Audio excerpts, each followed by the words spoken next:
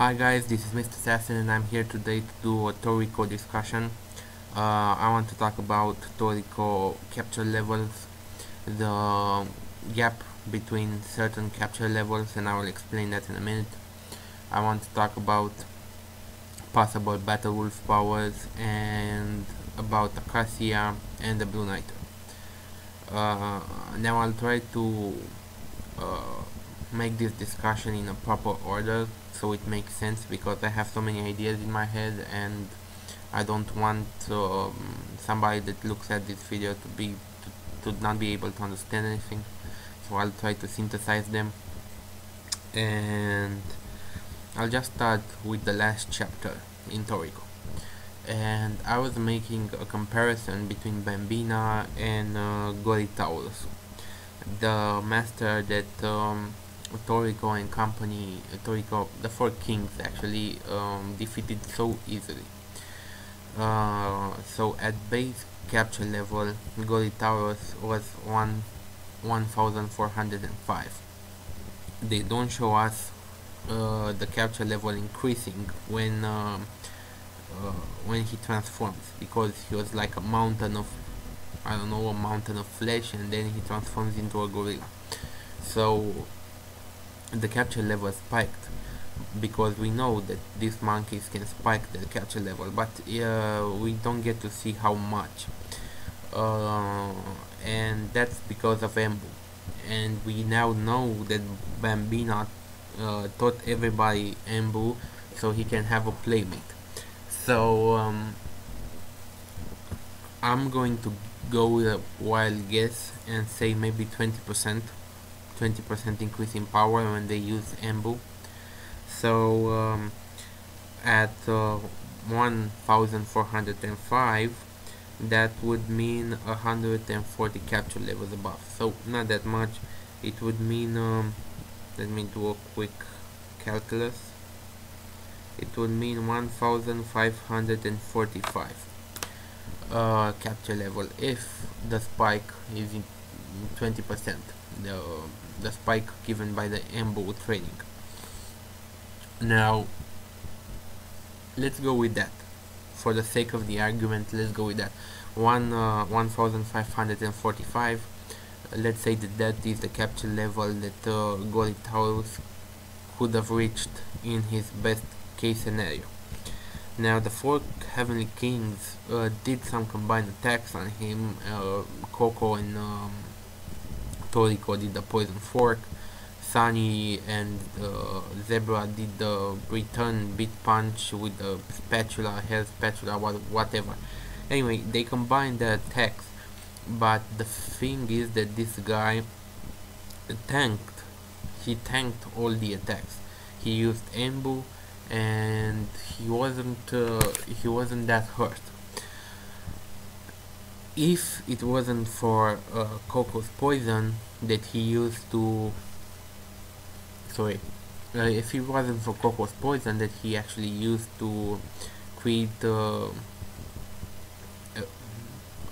make Goritaurus be addicted to that poison, then the fight would have probably dragged on. But I think that the four kings would have won. That was their first fight with a creature at that level, and to me it seemed very easy.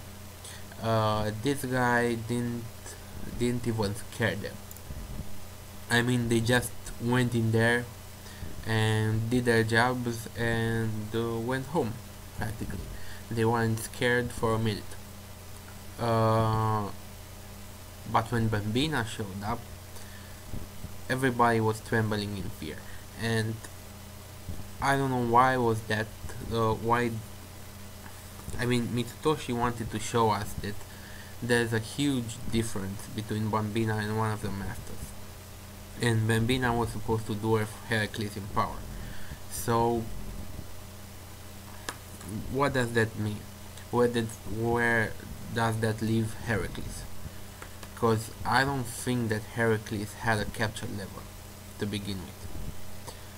I don't think they showed Heracles capture level, but that's not important. What is important is that this difference in capture level between 6000, what Bambina is, and I will put pictures, and let's say 1.5 thousand that Goritaurus is. The difference is of 4500 capture level.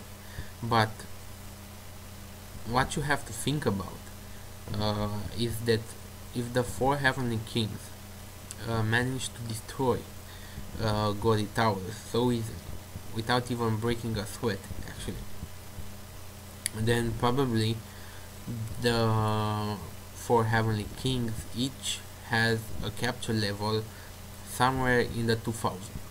I would go with 2000, and let me get some further give you some further proof to that.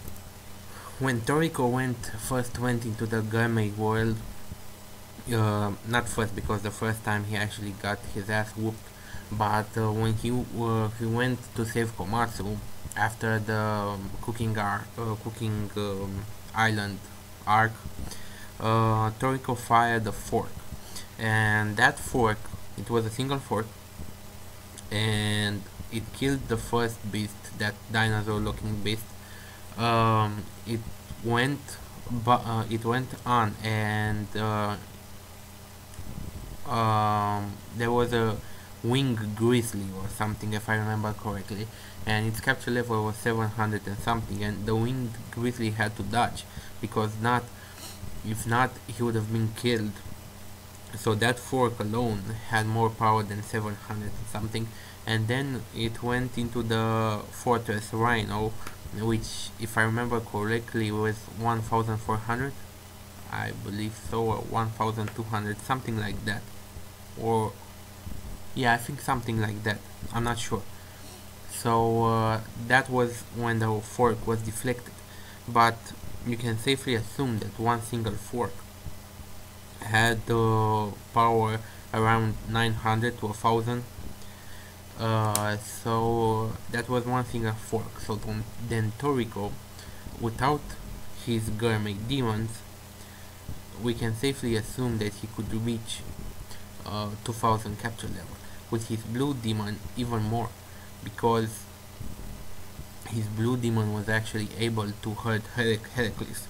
So Toriko, when his blue demon is out, he's probably going to reach 4000, 4005. I'm not going to say 5000, but let's say 4000, because otherwise he wouldn't be able to even damage Heracles.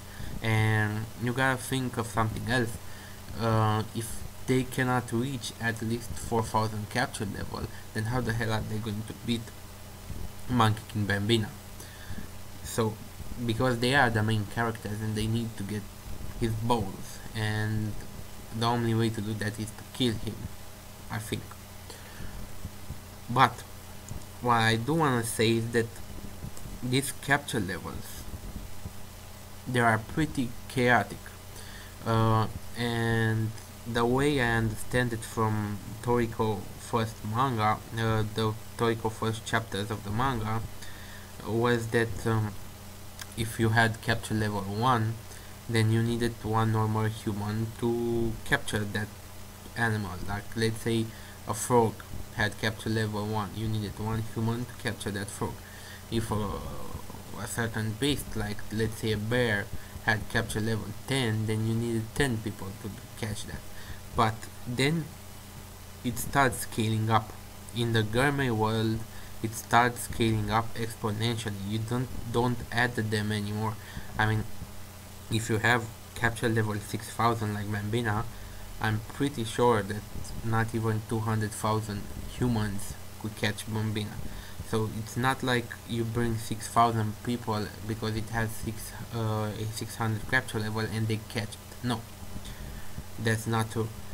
I think not even if you had 6000 Torikos, you can catch Bambina in the state that they are now, because it took Bambina less than 0.1 seconds, because in 0.1 seconds Bambina destroyed Zebra's head. 1. He ripped Coco's legs. 2. He ripped Toriko's arm. 3. He ignored Sunny. He wanted to go to Sunny, but he ignored him because he had his eyes closed, so he had time to look at Sunny. That's 4. And then he went to Kaka, and she had time to release the Sanrico Palm, so that's 5. Then he sneezed and got out of there, so 6. He, in 0.1 seconds, he did 6 actions. If you split that, that's less than 0.015. So I'll write it down right here, 0.015 per action. That's how Bambina is able. That's how fast Bambina is able to move and think, because in order to invent these games, to play these games, you gotta think. You don't just gotta move fast. You gotta think at what you're doing. And he even had paused to look at Sunny. He paused and he looked at Sunny, and he thought to himself that, oh, this guy's playing hide and seek. So he had time. Yeah, so 0.015 per action, and he wasn't even trying. This was casual. He was playing. I'm very afraid that if Bambina is actually trying to kill someone, he would require 0.001 seconds per action, and that is extremely fast. I mean, I don't know about Heracles. Heracles seemed to have a lot of power and a hack's ability to create a vacuum, but Bambina can live in an environment that has 100 times the gravity of the Toriko world, and it has no oxygen, and it moves so goddamn fast.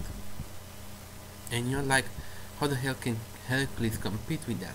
I mean, they said that they were correct when they said that Bambina dwarfs Heracles in power, because I'm afraid that at this speed Heracles wouldn't even have time to react to Bambina. And he's the first of the 8 kings that we see that he is actually human size, because Heracles is gigantic. The mother snake, we know, is gigantic. It could actually stretch around the planet. The battle wolf is gigantic. Deverus is gigantic. The Emperor Crow is middle level. I would say not as gigantic as the others, but middle level. And we don't know about the other kings, but so far Bambina is the only one of the 8 kings that it's actually human size. And to actually think that the battle wolf is faster than Bambina at that size, because the battle wolf can reach up to 50 meters in height, which is gigantic, and he's actually faster than Bambina. At that mass, that speed, it could be destructive. But somehow, I don't think that the battle wolf speed it's his most powerful technique. Now Bambina has strength and he has agility, and we expected that because of the Monkey King, the Chinese Monkey King legend. If you guys don't know it, go check it out on Google. The Monkey King, it was even a movie made about the Monkey King, the adventures of the Monkey King, I don't know, whatever. He could have go around the earth in a few seconds, I think, I'm not sure. So we expected speeds of that caliber, we expected strength, but so far Bambina didn't show any abilities. any other abilities than that. But Battle Wolf, I personally think that its most strongest power is his smell, sense of smell. Sorry, I have to drink some coffee because I'm getting sleepy. Okay, now, uh, if you remember a few chapters ago, I think 3 chapters ago, or 3 or 4 chapters ago, when Toriko and the 4 Heavenly Kings and Kaka were strolling through the ancient ruins, Toriko could smell 1,000 years in the past, or something like that, a long time in the past, and he could actually see everyone in there having fun, drinking together. It it was a joyful time. But the fact is that he could have smelled so far in the past. Well, what do you think the battle wolf can smell? Because the wolf, in reality, in our world, can smell blood from a few kilometers away if the wind blows in the right direction. So wolves have a very keen sense of smell, and the battle wolf, this could be a very powerful ability that he has, because if Toriko at his level can smell a few 1,000 years in the past, then hell, the battle wolf could probably knows the entire history of the planet just by smell and everything that happened. The battle wolf, not only he's powerful as fuck, but he knows the history of this planet, which could be very important for the story of Toriko, and what they find out, especially if they can communicate with it, because Toriko could, at a basic level, at a basic feral level, he could communicate with Heracles. They understood each other from the locks, and Heracles actually came in the last chapter of that arc to eat with them and help them get past that rain or whatever, those clouds. Anyway, at a basic level, Toriko understood Heracles and Heracles understood Toriko. Now, what Toriko is trying to do is communicate with Bambina to tell him that this system he has set in place is not good. So that was Toriko's wish. If somehow the 8 Heavenly Kings can be communicated with, because we know from Terry, Kiss and Queen that at some basic level they do understand you. They understand your commands and they understand when you are in danger. So they're not stupid creatures. They're not like, well, a dog from our world will understand you until a point, but in Toriko it seems that these creatures understand you even further. They probably cannot talk to you, but they do understand you. So if somehow Toriko is able to communicate with the battle wolf, or Terry is able to communicate with the battle wolf and somehow understand each other, then they probably will get to learn a lot of new information. So that's that.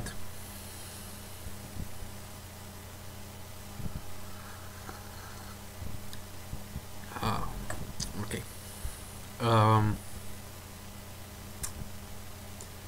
How powerful does Acacia have to be to actually get God? First of all, Acacia, in my opinion, teamed up with the blue nitro to get these ingredients. Now remember, the blue nitro didn't all eat God. They didn't all eat all the ingredients of Acacia. I would assume that Acacia and the blue nitro he called pair were the only ones who ate the entire menu, gourmet menu of Acacia. Pear was the first one and Acacia was the second one, and I wouldn't put it past Acacia to be trained by Pear.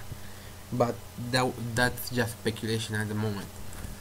The thing is that Acacia had to be powerful enough to beat Bambina and get his evolve. That's the only way he could have made a soup.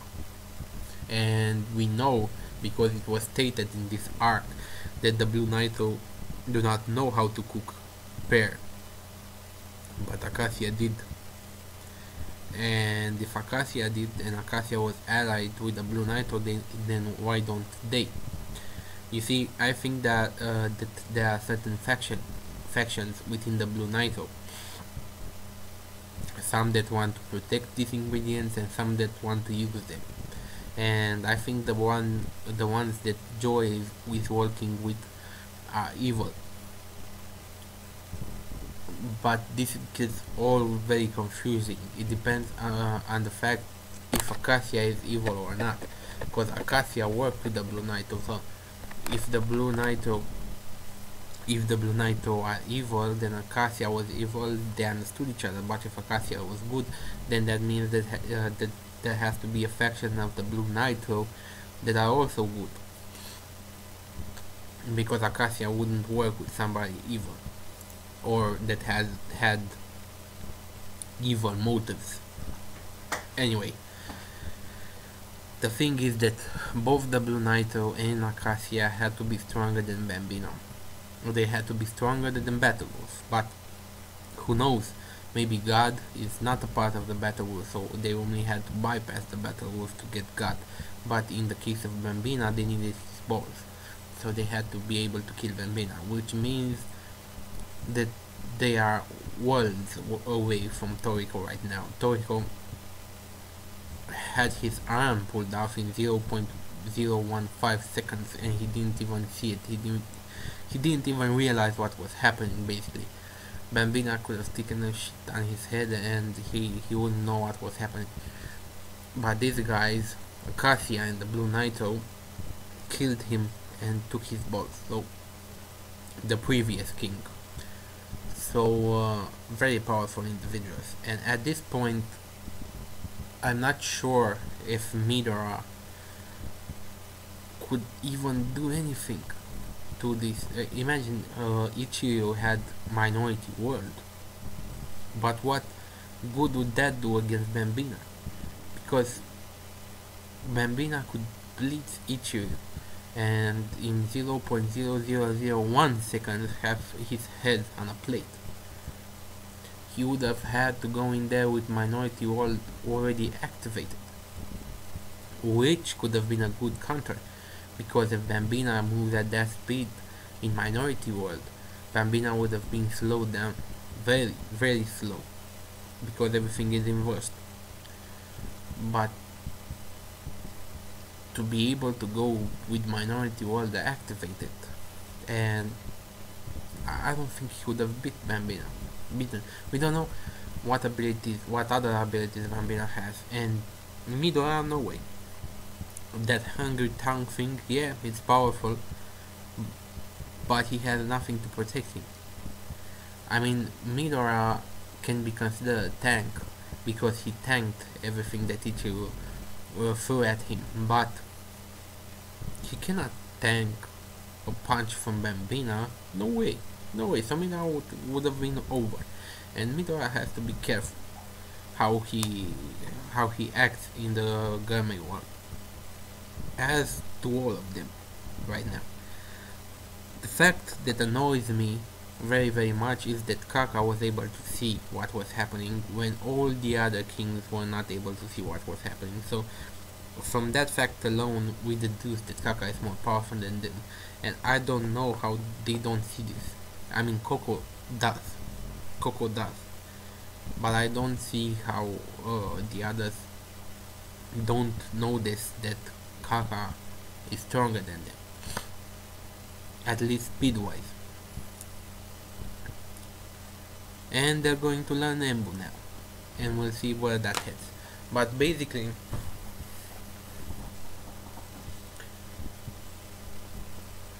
the Gourmet world is insane. It's insane, and they still have 6 more areas to go. I don't know how they're going to beat Bambina in 4 days.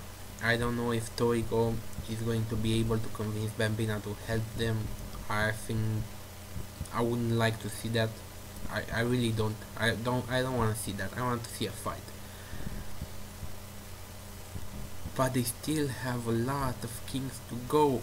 A lot of scary dudes. They have the Battle Wolf. They have their Arus. They have Mother Snake. The Mother Snake, which is as big as the planet. I mean, as long as the planet, not as big. I mean, how are they going to beat those guys? Anyway, let's not make this video longer than it is, because I already lost my train of thought, and I'm rambling on right now, and I basically said what I had to say. The capture levels at some point go up exponentially. You can remember the beast, the 4 beast. The 4 beast had a capture level of 380, I believe.